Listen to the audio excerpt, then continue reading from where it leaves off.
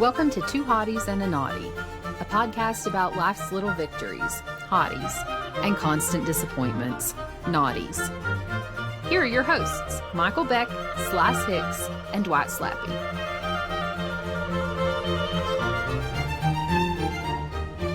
Welcome to Two Hotties and a Naughty. My name is Michael Beck. And my name is Hicks. And I'm Reptar. Happy Halloween, everyone. We're pleased to bring you a very, very special episode of Two Hotties and a Naughty from beyond the grave.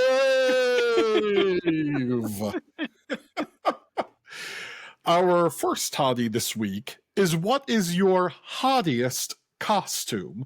And the hottiest costume, I mean, other than obviously the one I'm wearing. Those of you in the audience who are only listening cannot see me, tragically, but I'm dressed as Fidel Castro. Why is this different than any other episode?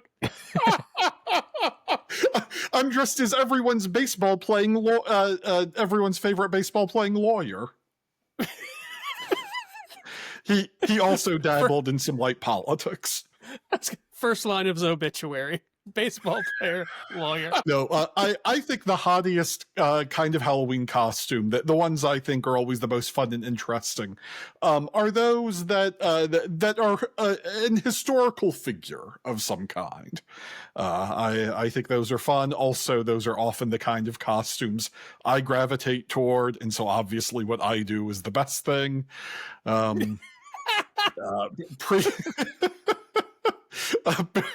Often my costumes are built around me getting to have a cigar, as with the Castro costume, as with the year I was Boss Tweed, the corrupt political boss of New York City in the mid-19th century. Other historical 4 years you were George Burns in a row. Yeah.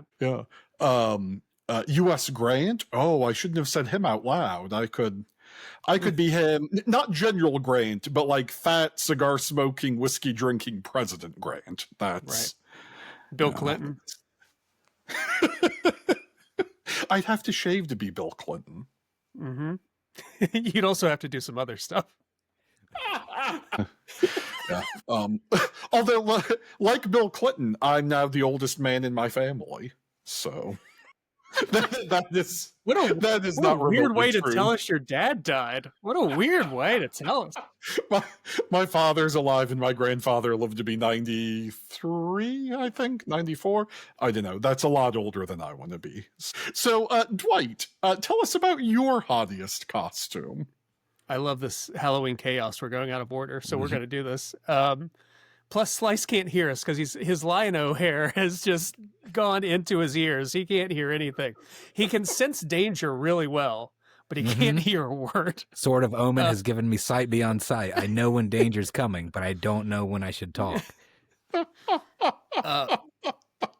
hottiest Halloween costume that I've ever done, the one that was just for me, was I found a light blue sweater vest at a local thrift shop.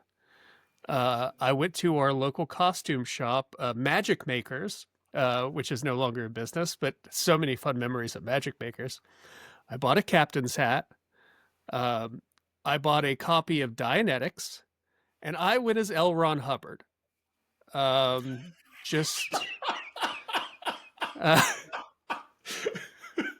Walked around the party talking about everybody's body thetans. Asked for a small donation. It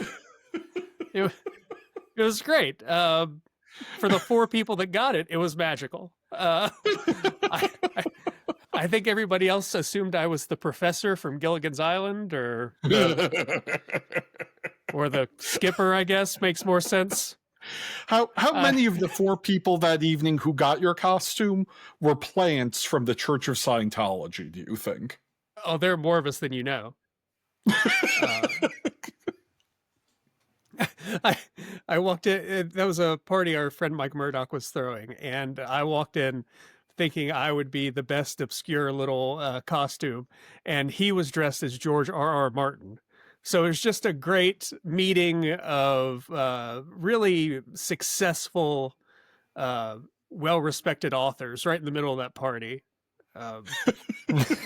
Because a lot of people talk about Hubbard's, I guess, foray into religion, but really, he's the author and voice of a generation.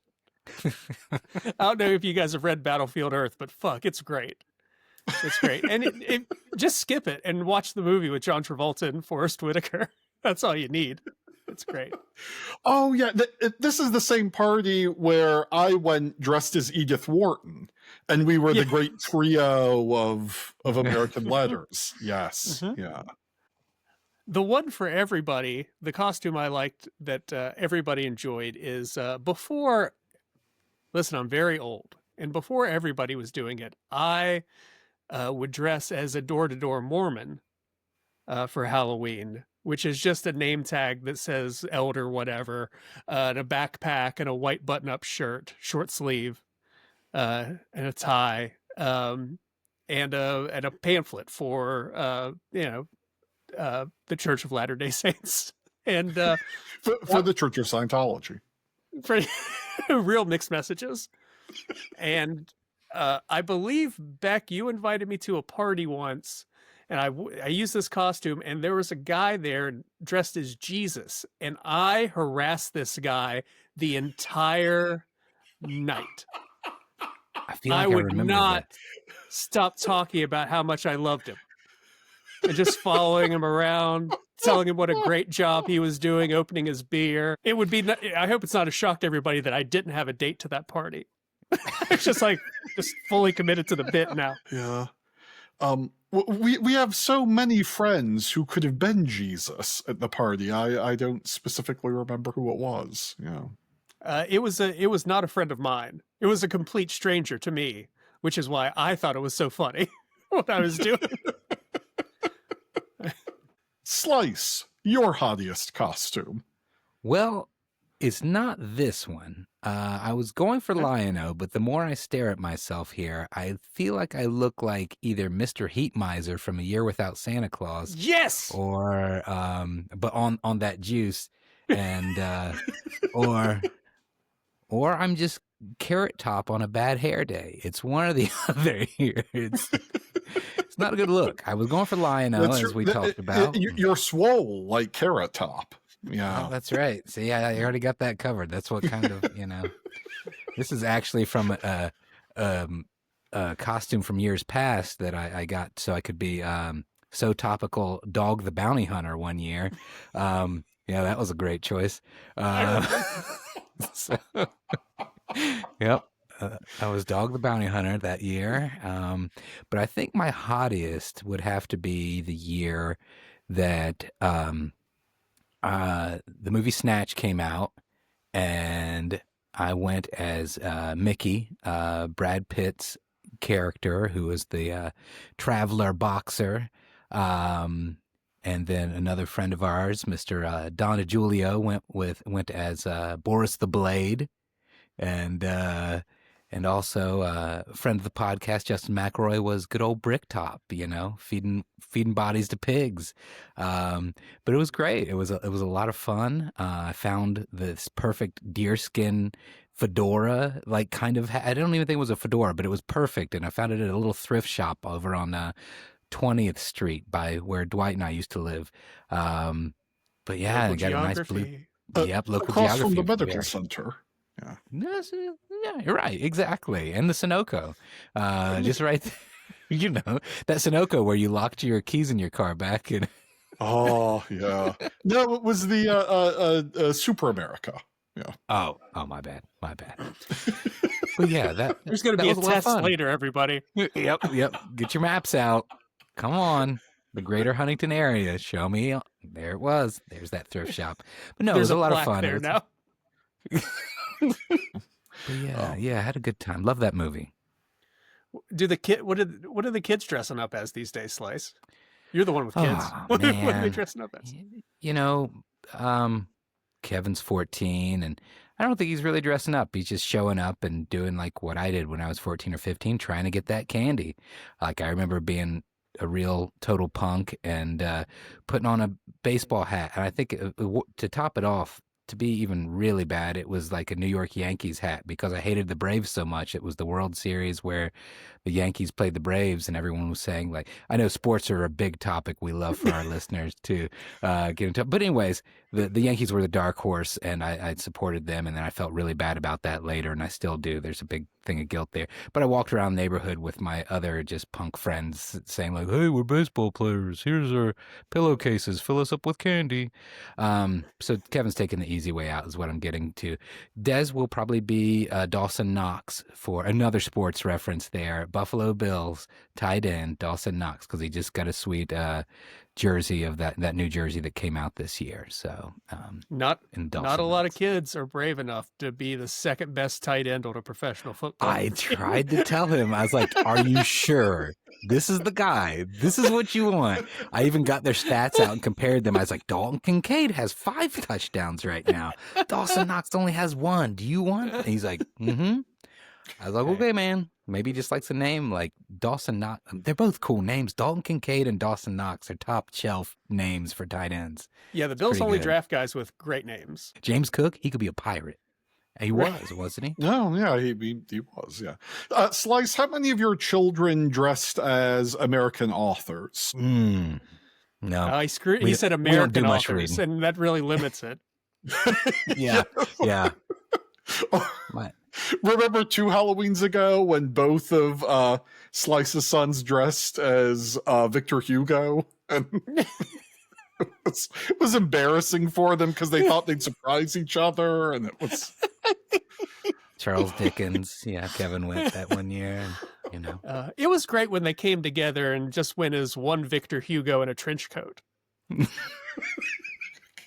then tried to buy beer down at that same speedway. So.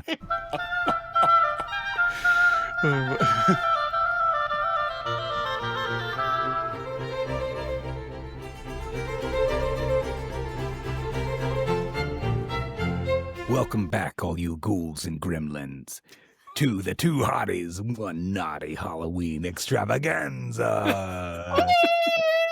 Help me! Kaboom!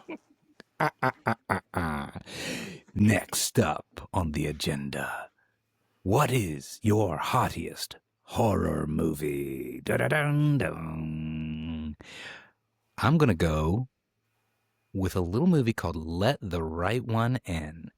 So this is actually a Swedish movie. It's an excellent movie, one of my favorite movies of all time, which is astounding because normally if a movie has the subtitles, then the captions down there, I'm a slow reader. So, but this one, just the right speed for me. It's a very tender vampire coming of age tale.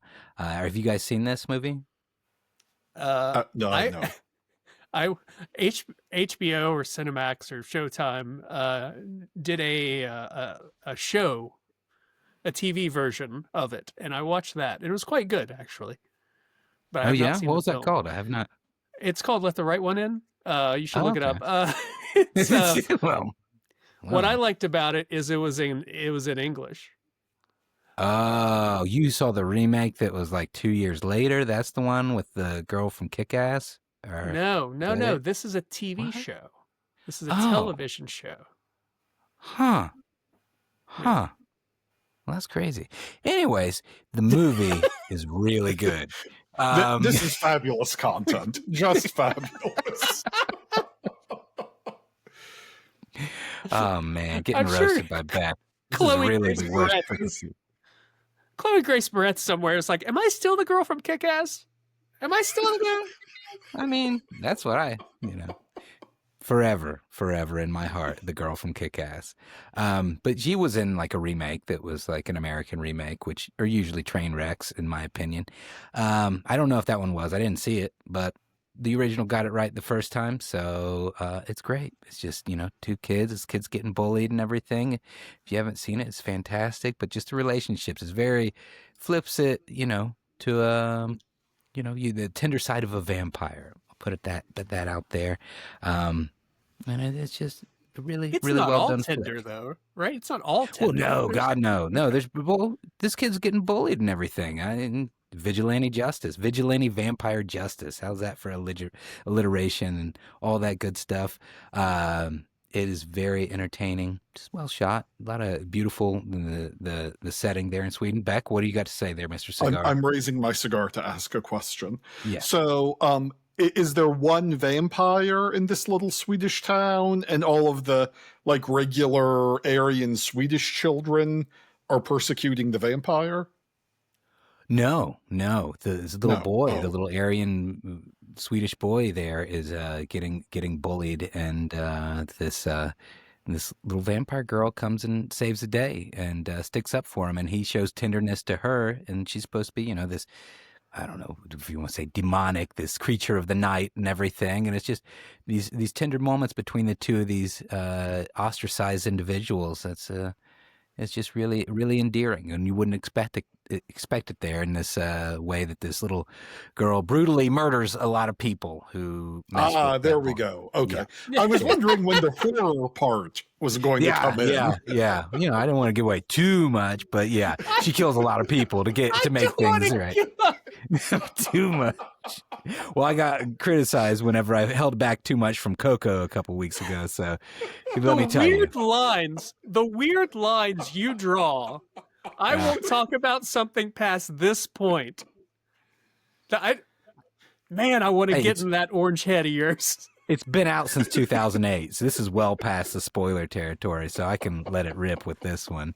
But no, it's an excellent movie. And if you do like horror movies and you haven't seen it, I highly recommend it. Watch Let the Right One In. Don't watch, I don't know what the other one is called, the remake, but I know it's not Let the Right One In.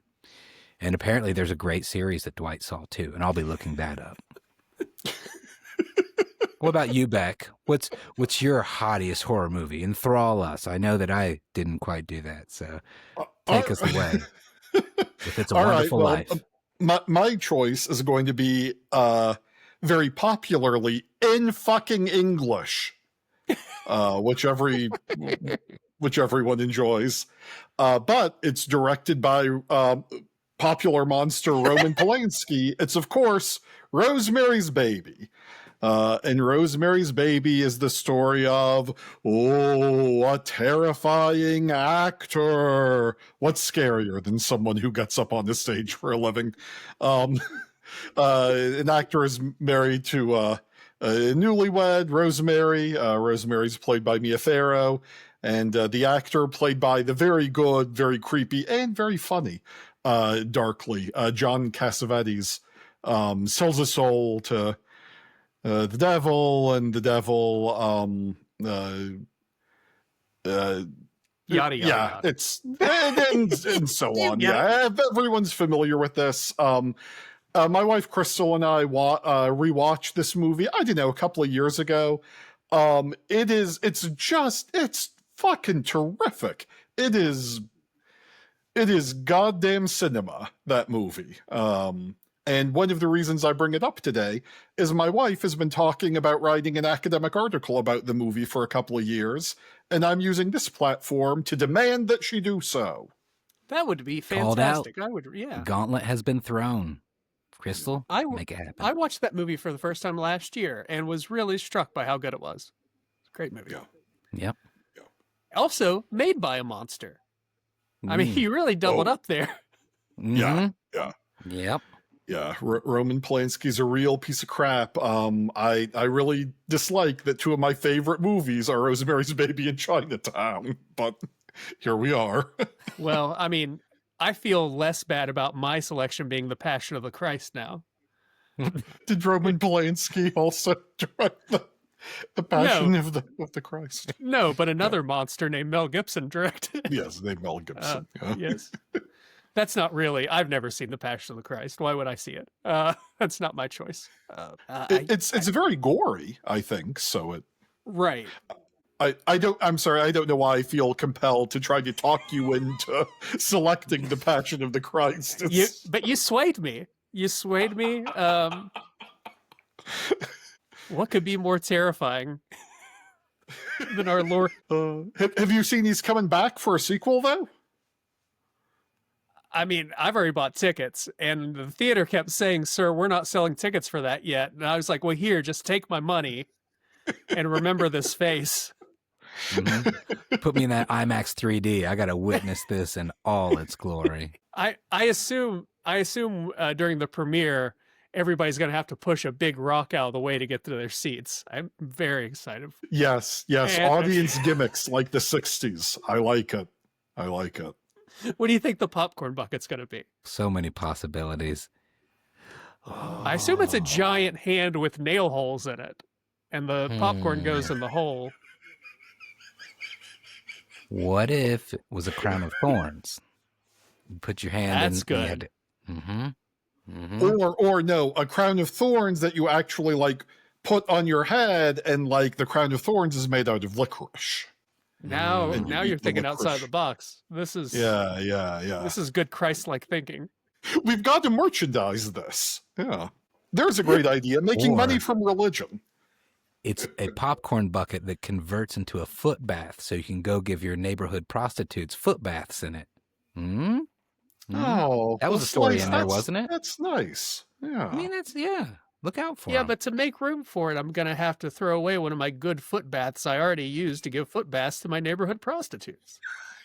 Well, but this is a nicer one, or at least AMC seems to think so. So, Dwight, I also like that you're practicing the Marie Kondo method of if you bring a foot bath into the house, you have to take one of the old ones out. Otherwise, I'd be swimming in foot baths. So my movie is Alien. great segue. I saw the opening. I thought, well, we were already talking about foot baths, so let's talk about Alien. Alien may not even be the best Alien movie, but it is the most horror movie. It's the most like a horror movie than any of them. The second one's more of like it's almost a war movie. They know who the monster is and they're fighting it constantly. That first movie, when there's just that one xenomorph and it pops out of the guy's chest and it's stalking them, you hardly see the alien at all in that movie. It's very, very creepy. In a very confined space. And I don't know if you guys know this, but in space, no one can hear you scream. But that's where they are. They're in space in a ship called the Nostromo. Anyway, I like it a lot. I didn't watch it for a long time. I didn't watch scary movies until I was a lot older, like in the last 5 years. And then I've really been burning through them the last 5 years. So I sat down and watched every Alien movie probably 2 years ago. Just boom, boom, boom, boom, boom, boom, boom, boom. And got to the third or fourth one. I was like, oh, I should stop now. these are very terrible. These are bad. Yeah. But the first two, rock stars, guys. Rock stars. Absolutely. Oh, and Sigourney Weaver gives one of my favorite performances as the lead in any movie. She's just, kick-ass and admirable and, just terrific. Absolutely great. And, there's a cat in it, if you guys like cats. Cats sometimes. I'm dressed as one right now, so. I'm just saying something for the cat people. Maybe they want to watch it because there's a little furry guy in it. You can skip the scary parts. There's a cat. I don't like that we have one segment that is pandering both to cat people and to feet people. I don't like this. Got to cast a wide net. You should come with me to a meeting. He's all.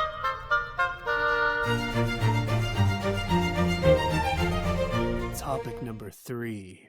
From beyond the grave! From deep in the bowels of this abandoned hotel. What is the naughtiest monster? You heard me, monster. They're everywhere, monsters. I tell you who the naughtiest monster. Yes? Speak your mind! I can't. I'm terrified into silence. I think the naughtiest monster is Godzilla. Godzilla's the naughtiest monster. Because I'm honing in the word naughty. Because I don't think Godzilla's bad. But he is naughty. He wants to save the people of Earth. But he does really destroy property value no matter where he goes. He's not really thinking ahead as, sure, there's a Hydra in town that needs to be killed. But maybe don't step on the up-and-coming neighborhood that people have invested a lot of money into. Try to draw it out to sea. There are plenty of deserts around Godzilla, but just think about the people. I know you're trying to bring balance to Earth and make sure the humans don't destroy nature. As we know, we've all taken Godzilla classes before. But if you would just give a little thought to the little guy, and I mean the little guy that are so little compared to Godzilla. I mean, Mothra just flies above everything. Mothra's cool. Like, Mothra is like the coolest monster. If you wanted to hang with somebody, I would say Mothra. Because it's only good vibes from Mothra, and she sure is just floating above everything. You know, even if Mothra landed on your building, you'd be like, oh, that's a very gentle landing. Our friend Mothra has landed. She's a great hang. But you don't want to leave Mothra alone with your winter sweaters over the off-season. Boom. You don't want that to happen. That's true. Well, she is a monster, so there's a little naughty in there. True. And also, that's your fault. Leaving that sweater with Mothra. That's true. Should have put those monster-sized mothballs up there, but you didn't. Now you got to pay. I can't do anything about Godzilla smashing my house. Right, yeah. There's no Godzilla balls. Yeah. No amount of cedar planting is going to keep you safe. Yeah. No. If Godzilla like emailed everybody hey, this is the path of destruction I'm going to take. If you guys could avoid building there for the next few years, that'd be great. But I don't think he has the computer skills, frankly. Really, really inconsiderate. Fucking Godzilla. Well, I like how we all just sort of took a moment to be a little disappointed in Godzilla, you know? Like, we're not angry at him. We certainly don't hate him. We just know he could be better. Right. Yeah, we're just disappointed. You're right. And it's hard to stay mad at the big guy because he's got such a big heart. Both figuratively, he does a lot of good. Literally. He's huge heart. He's just reckless. He's reckless. Thank you. Ultimately, good heart, but just reckless. We're a podcast that's not afraid to take a stand on the big issues. And Godzilla, we're looking at you, our friend, our ally. You're reckless. Yeah, this is an intervention. Doesn't take much. You can ask ChatGPT to path out whatever path is going to be the least destructive. You can make an announcement, send out emails, communications, put flyers throughout the area, whatever. Let those people know. I'm going to be strolling through here on my way to, protect some people and to defend everybody, but I'm going to step on some houses. It's just my thing. I got these big feet. You can't predict where Ghidorah or Mechagodzilla is going to be, but you can make some effort. Yes. And we're an anti-AI podcast, but if Godzilla needs to use a little AI, a little bit. Oh, also, Dwight, thank you for bringing up that we're an anti-AI podcast, because I was about to say exactly the same thing. Right. But we also want to say thank you to Riverside for editing and taking all the dead air out of this podcast with your sweet, sweet AI. So, God, I can't imagine you all listening to this without that sweet, sweet AI helping us out. Right. So consider, a little bit of AI, a little bit in moderation. If you think everything I'm in rambling moderation. now, Jesus Christ. Right. Get this uncut guys, stuff. Can we use AI to make the show funny? Is that a function? Well, maybe if we weren't so anti-AI, we could use it to make ourselves funny and really push ourselves over the top. If we weren't such good people, we would have the number one podcast in the world. Right. Exactly. Beck, who's your naughtiest monster? Well, boys, gather round, and I shall tell you a tale that shall culminate in the unveiling of my naughtiest monster. So, several years ago, a number of us, me, my wife Crystal, Dwight, our friends, Justin and Sydney McElroy, I think some of Justin's family, maybe other friends of ours, I can't remember. Slice was elsewhere. But all of us went to this castle in the middle of rural Ohio, which sounds made up, but it's real. And it was called something like Ravenburg Castle. Ravenwood. Ravenwood Castle. Thank you, Dwight. Yes. It was fun. And it was a Halloween time trip, and everyone was supposed to dress as a different character from like a mystery novel or something like that, or just kind of dress as though you're a character in some sort of murder mystery, I think maybe was the point, which was a lot of fun. People were dressed as different detectives, different suspects, different monsters, it was sort of a Halloween thing. Anyway, one of the nights we were playing this game where we were wandering around and I think tagging zombies. Some people were zombies and other people were, I don't know, the zombie hunters. Doesn't matter. But we're, all wandering around in the dark, very dangerously, frankly. Like we didn't have flashlights. I think we were kind of trying to use our phones to see a little bit. And me and Dwight and Crystal had sort of gotten to the edge of the woods. And we're sort of peering into the woods, and Crystal and Dwight and I were all saying at the same time to each other, like we've gone too far. There's nothing going on out here. Let's turn around. And Crystal and I started to turn around, and we hear Dwight right behind us shout, "Wolfman, Wolfman, Wolfman," and take off. And immediately Crystal and I took off, all of us running in opposite directions. So we all know, me, my wife, one of my best friends in the world, when the shit goes down, it's every fucking Castro for himself. It's like when that Wolfman's at your door, there are no rules. There is no God. There is no law. It's fleeing the Wolfman. Yeah. And, yeah, the guy dressed as a werewolf really scared the bejesus out of us. And that guy's the naughtiest monster. We should point out that guy was not involved with the weekend. Like, he was a guest. No, there was nobody that paid him to dress. He brought his werewolf clothes from home and took it upon himself to run through the woods that night and scare the shit out of the other people enjoying the murder mystery. Like, he was not part of the weekend. Oh, but he was part of the weekend. Yes, he was. He wasn't scripted to be, but in his heart and mind, he was. The real weekend was inside us the whole time. Yeah.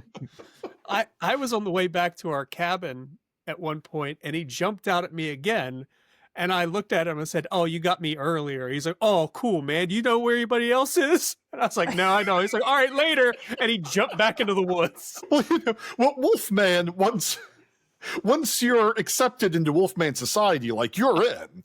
I'm part of the pack. Yeah, and it's pretty chill. It's good to know somebody's got my back. It's great. Slice, what about you? Who's the naughtiest monster? This one was tough for me. There were so many good options, but ultimately, I went with the nemesis of your favorite horror movie there. None other than the Predator himself. The Predator. Predator's very naughty. Naughty on a number of levels.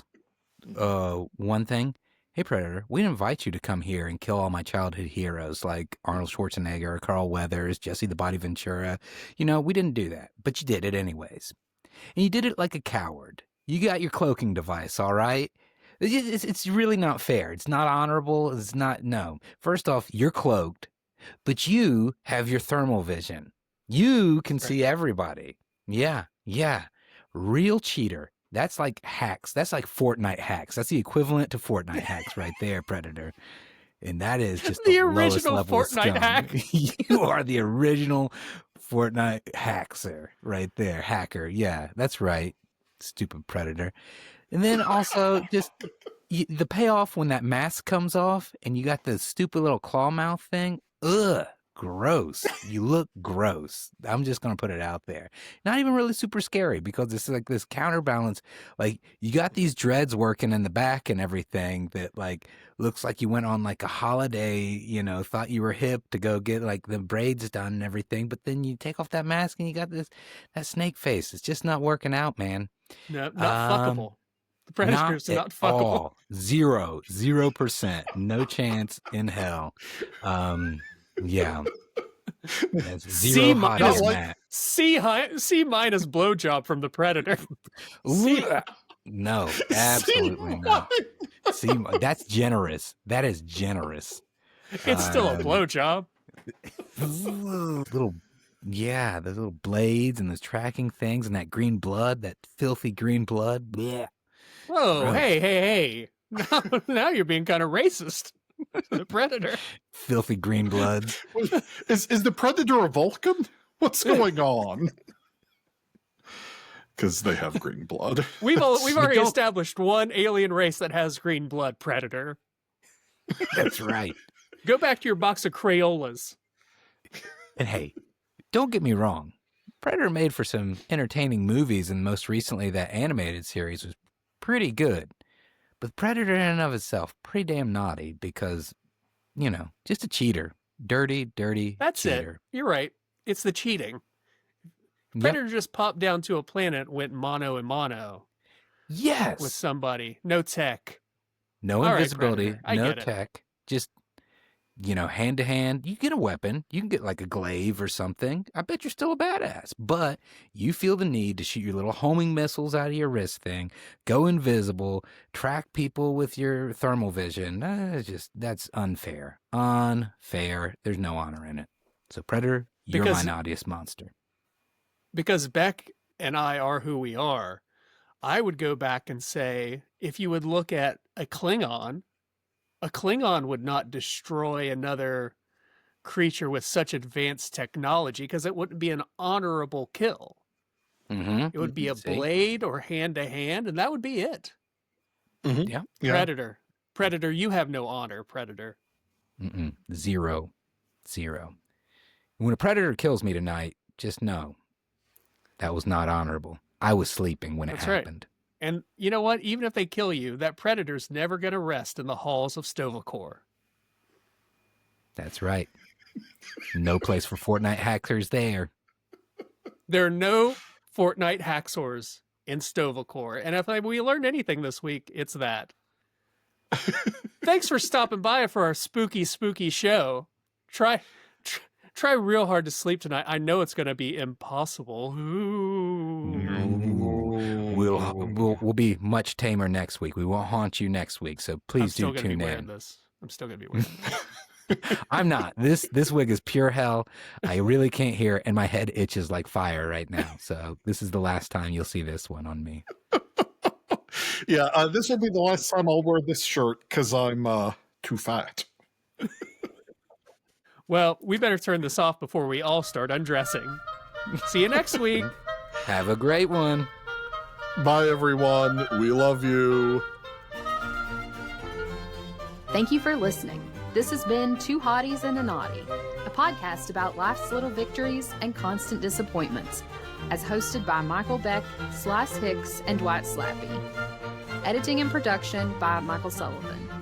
Our theme is Handel's Entrance of the Queen of Sheba for Two Oboes, Strings, and Continuo Allegro, as performed by the Advent Chamber Orchestra. Crystal Howe speaking.